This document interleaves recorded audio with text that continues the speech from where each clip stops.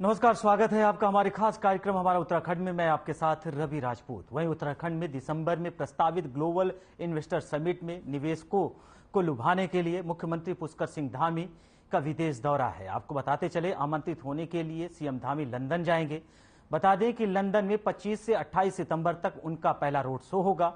जानकारी के अनुसार 16 से 20 अक्टूबर तक दुबई और अबू धाबी में उनका रोड शो होगा। मुख्यमंत्री पुष्कर सिंह धामी के मुताबिक प्रस्तावित ग्लोबल इन्वेस्टर समिट के लिए प्रदेश सरकार ने 2.5 लाख करोड़ रुपए के निवेश का लक्ष्य रखा है। बटन रेजर का कार्यक्रम है, उसके क्रमशः जो कार्यक्रम लगे हुए हैं उन कार्यक्रमों को कर रहे हैं। लोगों का बहुत उत्साह और लोगों का आकर्षण उत्तराखंड की ओर बढ़ा है। निश्चित रूप से कहीं न कहीं जहां ये इन्वेस्टमेंट के क्षेत्र में एक उपलब्धि होगी, हमारे लिए एक अवसर भी है, वहीं रोजगार की दिशा में भी हमारे यहाँ के लिए एक बड़ा काम होगा। बढ़ते हैं अगली खबर की ओर, जहां पिछले 2 सालों में उत्तराखंड के विकास में सहयोग करने वाली संस्थाओं को दिया जाने वाला एसडीजी गोलकीपर अवार्ड इस बार 17 संस्थाओं को दिया जाएगा। आपको बता दें कि मुख्यमंत्री पुष्कर सिंह धामी ने सभी अवार्ड पाने वाली संस्थाओं को शुभकामनाएं देते हुए कहा है कि उत्तराखंड के सतत विकास के लक्ष्य को पाने में इन संस्थाओं का महत्वपूर्ण सहयोग रहेगा। दरअसल यूएनडीपी ने देश के विकास के लिए जो लक्ष्य निर्धारित किया है उसमें उत्तराखंड ने 17 लक्ष्य और 2030 तक पाने का लक्ष्य रखा है।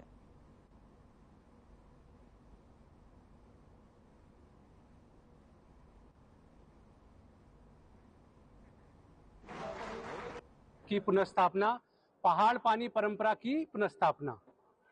हम लोग अभी समस्त उत्तराखंड में जन जागरूकता के जरिए और समाज को इकट्ठा करके कोशिश कर रहे हैं कि कम से कम हम स्वच्छ जल सब तक पहुंचाएं और जो हमारे परंपरागत जल स्रोत हैं, नौले, धारे, उनकी जल सुरक्षा पर ध्यान दें। प्रत्येक जनपदों में एसडीजी की ट्रॉफी रनर अप और विनर अप दोनों जो है ये प्रारंभ की जाएगी, जिससे निश्चित रूप से सबके अंदर और प्रेरणा आए और तेजी से लोग काम करें और सबका प्रोत्साहन हो। इस क्षेत्र में काम करने वाले लोग सभी आगे आए। वैसे हमारी संस्थाएं, बहुत सारे व्यक्ति लगातार सतत विकास लक्ष्यों को प्राप्त करने की दिशा में अपना योगदान देते हैं। हम चाहते हैं कि पूरे प्रदेश के सभी लोग आगे आकर इस दिशा में अपना योगदान दें और हमारा राज्य अग्रणी स्थान प्राप्त करे। वैसे भी हम 21वें स्थान से आज 9वें स्थान पर सतत विकास के लक्ष्यों को प्राप्त करने में हम तेजी से आगे बढ़ेंगे।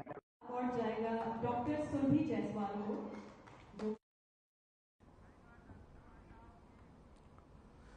वहीं सनातन धर्म के विरुद्ध कई राजनेताओं ने विवादित बयान दिया है, जिसके बाद पूरे देश में इन नेताओं के प्रति सनातन धर्म से जुड़े लोगों ने आक्रोश देखने के लिए मिला है। वहीं आपको बताते चले कि युवा भारत साधु समाज के राष्ट्रीय महामंत्री स्वामी रविदेव शास्त्री महाराज ने इन बयानों का विरोध करते हुए कई गंभीर आरोप लगाए हैं। उन्होंने कहा है कि अगर यह ऐसे ही नेता हैं वो सनातन धर्म का विरोध करते रहेंगे तो सनातन धर्म को मानने वाले लोग आंदोलन के लिए उतारू हो जाएंगे।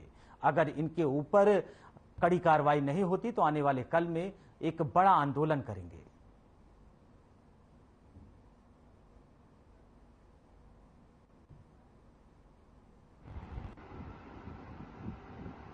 सनातन धर्म के ऊपर हमला किया है, सनातन धर्म के ऊपर प्रहार किया है, वो घोर निंदनीय है। उनको अपने शब्द वापस लेने चाहिए, अपने बयान वापस लेना चाहिए।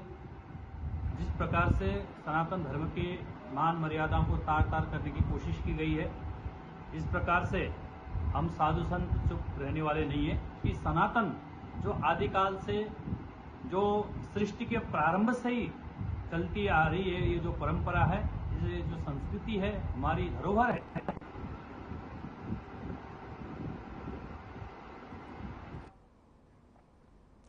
वहीं पौड़ी में आदमखोर गुलदार मारा गया है, जिसके बाद लोगों ने राहत की सांस ली है। आपको बता दें कि 5 सितंबर को श्रीनगर के डिकाल गांव में आंगन में खेल रही 4 साल की आयशा को अपना शिकार बना लिया था। घटना के बाद लोगों में आक्रोश देखा जा रहा था। लोगों ने आक्रोश देखते हुए वन विभाग के अधिकारियों को गुलदार को पकड़ने के लिए खासा दबाव बनाया था। वन विभाग की टीम ने क्षेत्र में लगातार गश्त कर रही थी, जिसके बाद वन विभाग की टीम गुलदार को पकड़ने और अंत में उसे मारने की अनुमति मिल गई, और जिसके बाद डीएफओ गढ़वाल स्वप्निल अनिरुद्ध ने लगातार इस पर गश्त कर रही टीम पर गुलदार ने आक्रमण कर दिया, जिसके बाद हवाई फायरिंग की गई, जिसमें गुलदार की मौत हो गई। वहीं उन्होंने बताया कि गुलदार की उम्र 6 से 7 साल आंकी जा रही है और गुलदार के 2 दांत भी टूटे हुए हैं, जिससे अंदाजा लगाया जा रहा था कि गुलदार जानवरों का शिकार करने का असमर्थ था और जिसके लिए आसान शिकार ढूंढना चाहता था, जिसको लेकर लगातार गुलदार आतंक मचा रहा था। वहीं उसके बाद ग्रामीणों के कहने पर, शिकायत करने पर गुलदार को मौत के घाट उतार दिया गया। दिनांक 5 को डिकवाल गांव में एक बालिका के ऊपर गुलदार ने अटैक किया था, जिसमें बालिका की मौत हो गई थी। उसी क्रम में मुख्य वन्यजीव प्रतिपालक द्वारा आदेशित किया गया था कि गुलदार को पिंजरा लगाकर पकड़ा जाए, ट्रैंकुलाइज किया जाए या अंतिम दशा में उसको नष्ट किया जाए। कल 11 तारीख को जब टीम डिकवाल गांव में गश्त कर रही थी, तो बगल ही गांव में ग्राम तरोली में गुलदार की सूचना मिलने पर टीम वहां पहुंची। टीम जब वहां पहुंची तो गुलदार ने टीम पर हमला करने की कोशिश की। टीम द्वारा बताया गया कि हमला करने के दौरान टीम ने हवाई फायर की, जिसमें गुलदार की मौत हो गई। वहीं गाजीपुर आगमन पर उत्तराखंड कांग्रेस कमेटी के प्रदेश अध्यक्ष करण महरा का कांग्रेस कार्यकर्ताओं ने जोरदार स्वागत किया। वहीं प्रदेश अध्यक्ष करण महरा ने आपको बताते चले कि उन्होंने बागेश्वर उपचुनाव को लेकर कांग्रेस का 20% वोट बैंक बढ़ा है। वहीं कांग्रेस से विजय की ओर आगे बढ़ रही है। लोकसभा और निकाय चुनाव में जनता भाजपा को मुंहतोड़ जवाब देगी। लगातार से इंडिया गठबंधन देश के अंदर मजबूत होता जा रहा है, जिससे एनडीए में खलबली मची हुई है। प्रदेश में बेरोजगार युवाओं का जो उम्र है वो बढ़ता जा रहा है। करण महरा ने कई गंभीर आरोप लगाए हैं।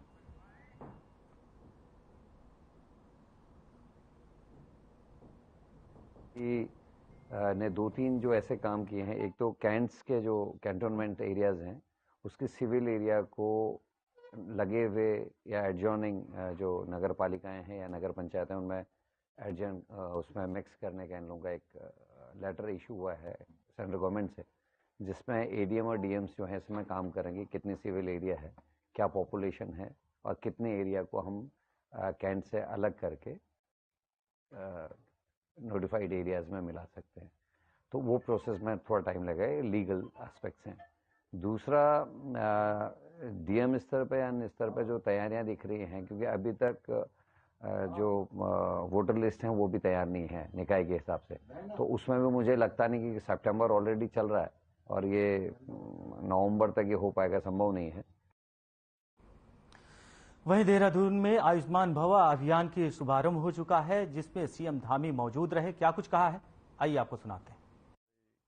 महामहिम राज्यपाल लेफ्टिनेंट जनरल सेवानिवृत्त आरणी गुरमीत सिंह जी,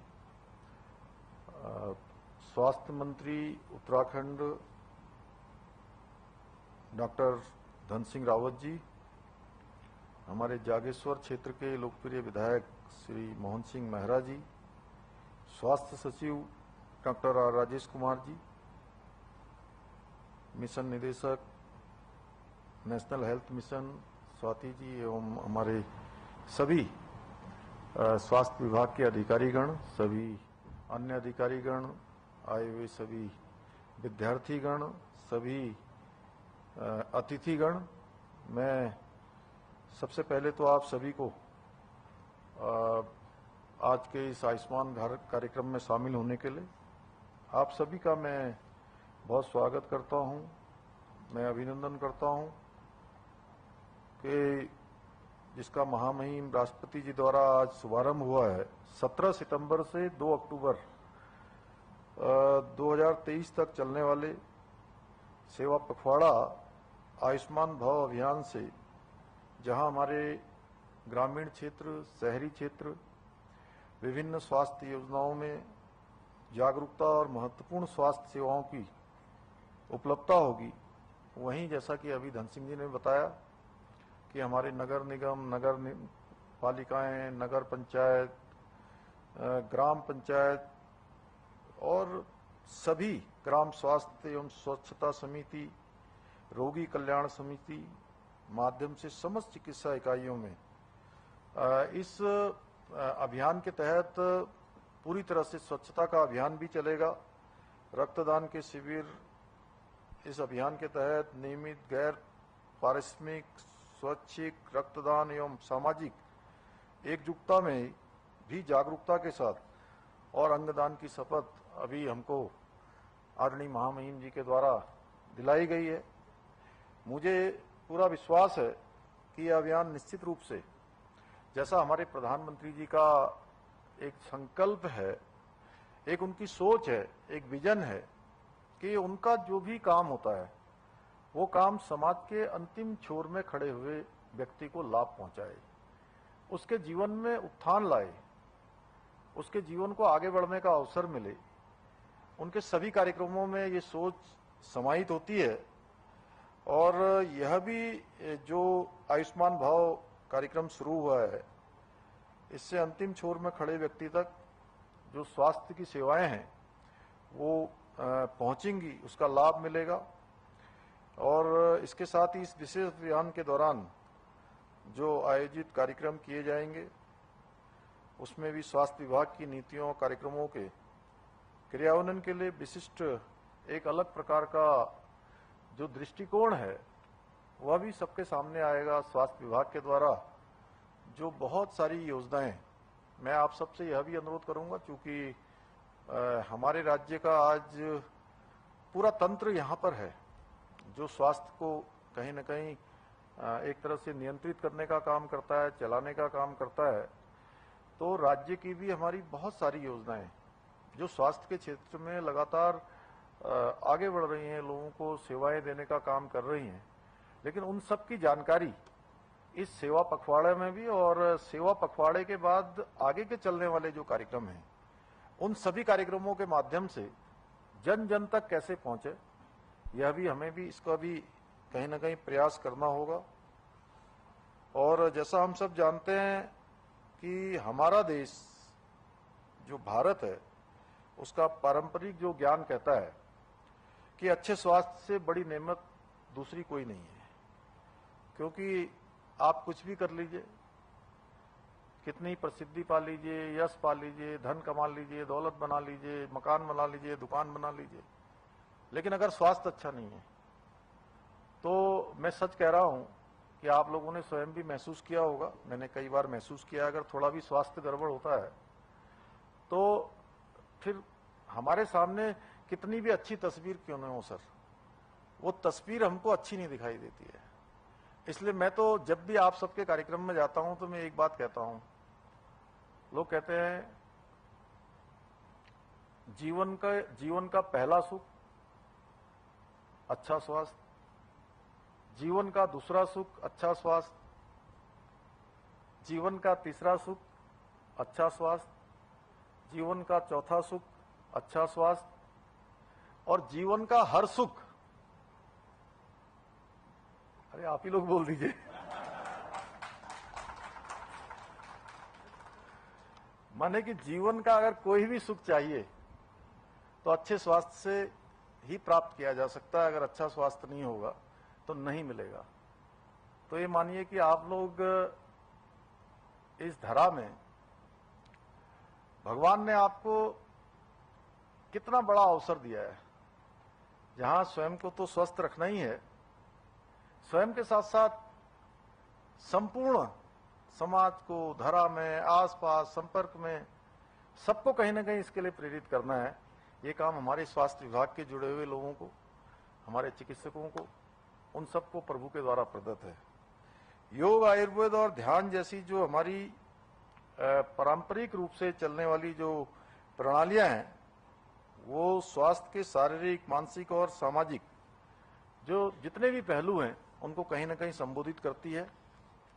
इसके साथ साथ हमारी संस्कृति विश्व को एक परिवार के रूप में देखना सिखाती है। अच्छे स्वास्थ्य के लिए हमारा दृष्टिकोण है एक पृथ्वी एक स्वास्थ्य। और जो G20 की समिट हुई है और G20 की जो समिट है उस G20 की समिट में भी वसुधैव कुटुंबकम की जो भारत की संस्कृति थी, आज पूरा विश्व कहीं ना कहीं उसको मानने की ओर आगे बढ़ा है।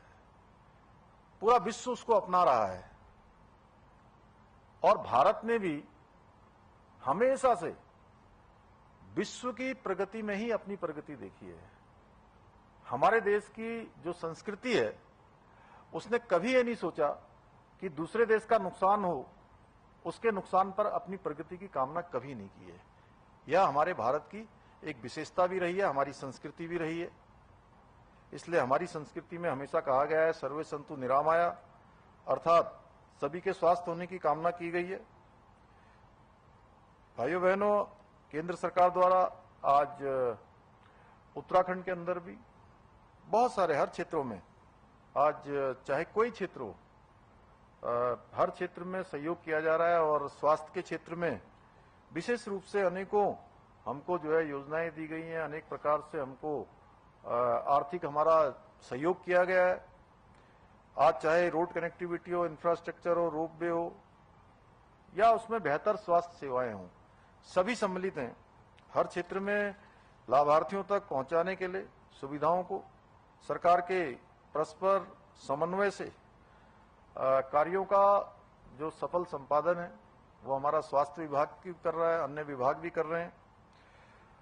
आज हमारे देश के अंदर निःशुल्क स्वास्थ्य सुरक्षा प्रदान करने के साथ ही जो कैशलेस उपचार है देने की दिशा में अटल आयुष्मान योजना, जिसके बारे में अभी स्वास्थ्य मंत्री जी ने भी बताया, वो बहुत ही हमारे लिए प्रभावी सिद्ध हो रही है।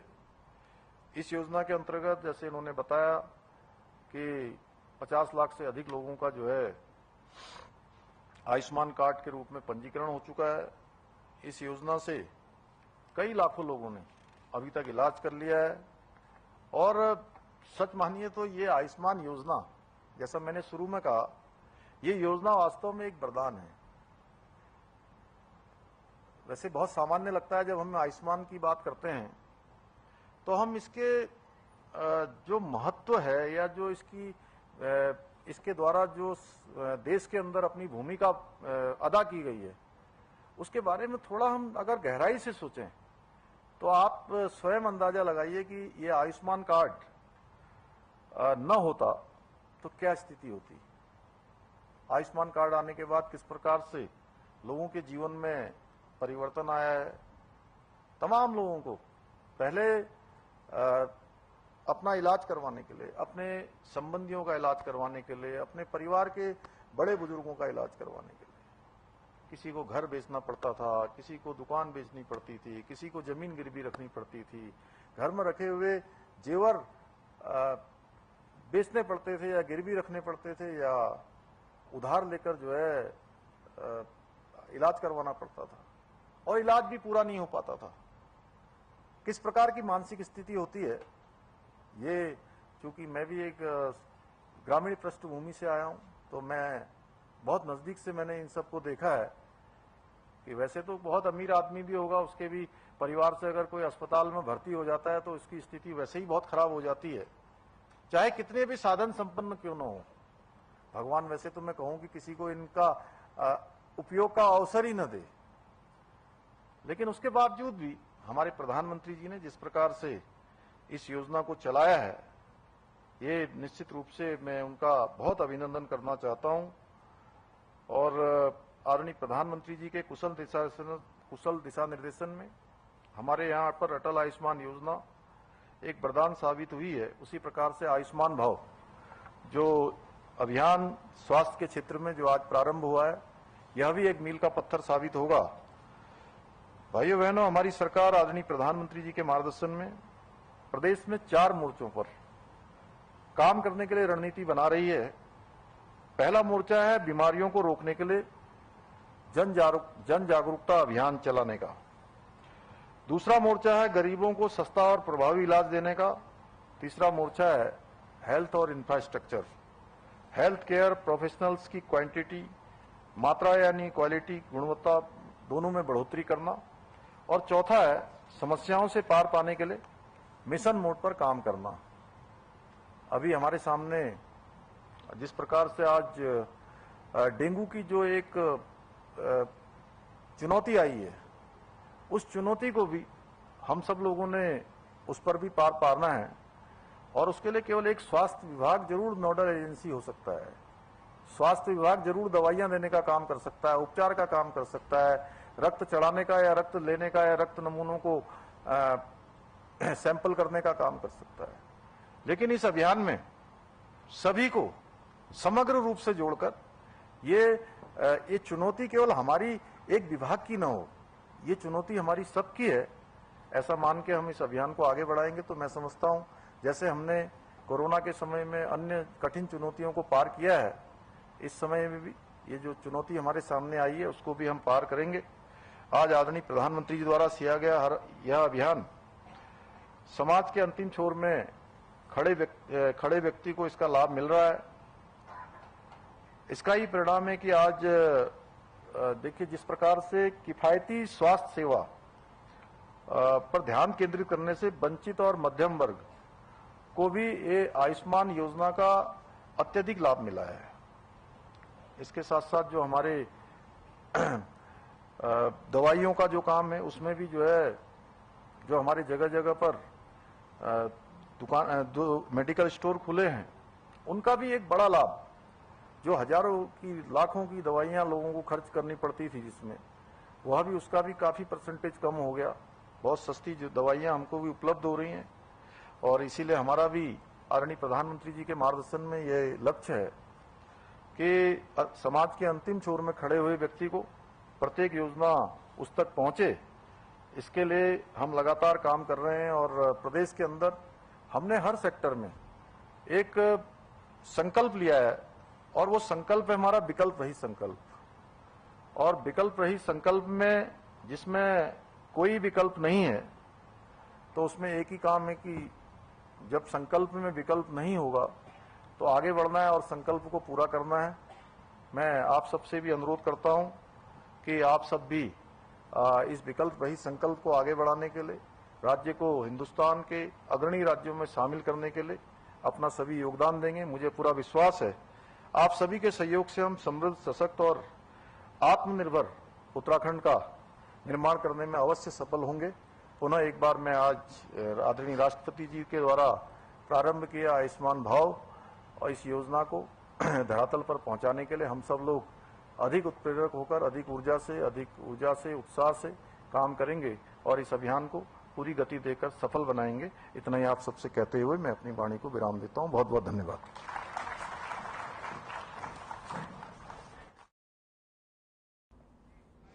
फिलहाल इस बुलेटिन में हमारे साथ इतना ही। नमस्कार।